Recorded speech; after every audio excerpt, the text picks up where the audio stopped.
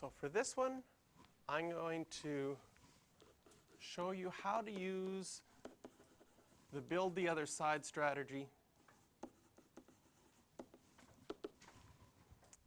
And the way that this strategy works is if you get stuck, there's going to be, I'm going to tell you right now, I'm going to say, there's going to be sometimes you change things to sine and cos, you get a single fraction on both sides, and they're not the same, and you're going to get stuck.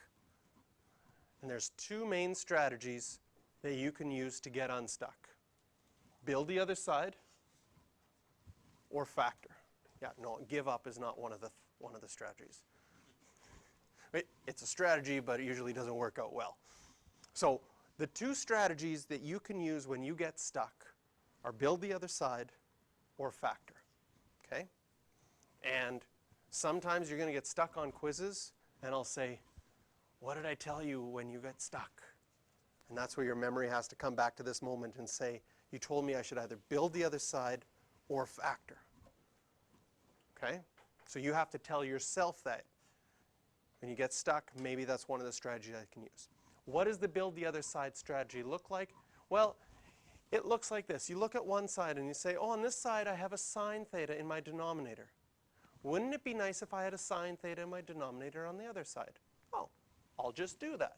I'll put a sine theta on the bottom, but the only way I'm allowed to do that is if I multiply top and bottom by sine, because then I'm multiplying by 1.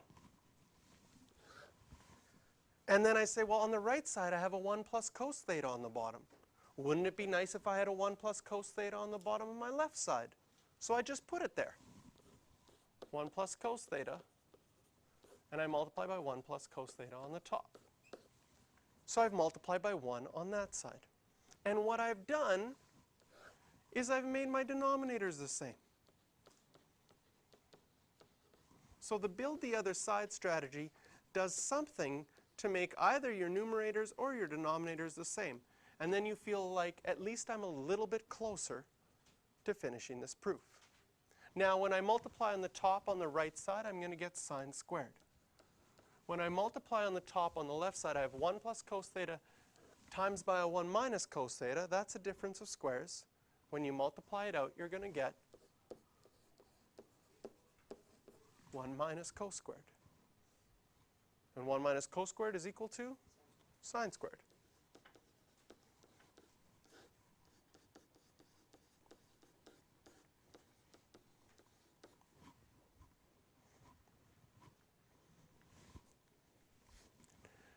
And so the build the other side strategy when you get stuck lets you make something the same on both sides. And so we made the denominators the same, and once we made the denominators the same, it was really easy to see what we needed to do to make the numerators the same. So therefore, the left side is equal to the right side, and you would be done.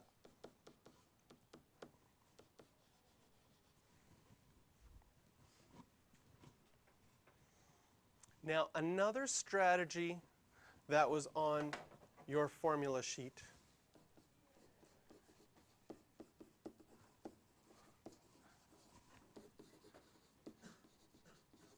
that can be also used to solve this one was multiply by the conjugate.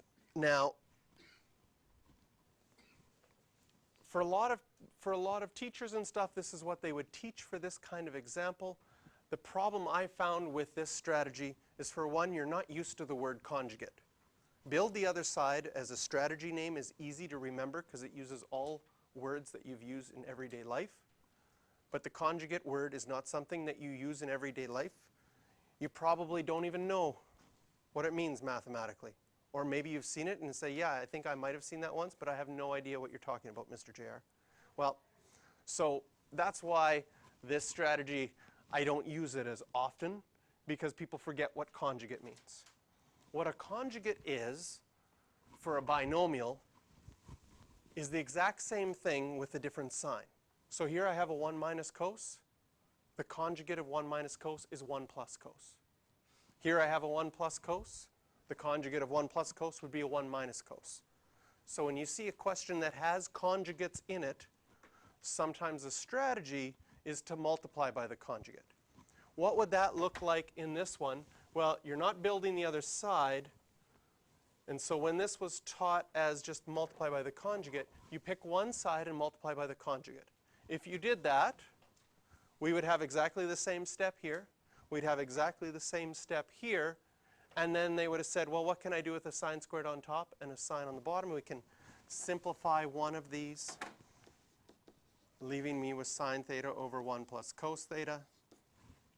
And this was a recommended strategy in the past, because in the past you were only allowed to work on one side of the equation. So the build the other side strategy didn't really work because you weren't allowed to work on both sides. But now you're allowed to work on both sides. So I like the build the other side strategy. But this would have worked as well to prove that the left side is equal to the right side. So that's the multiply by the conjugate strategy that was on our list of strategies. The build the other side strategy just says if you get stuck, choose either the denominators or the numerators and multiply by 1 on both sides to make them the same. And once they're the same, maybe there'll be stuff you can do to figure out the rest of it.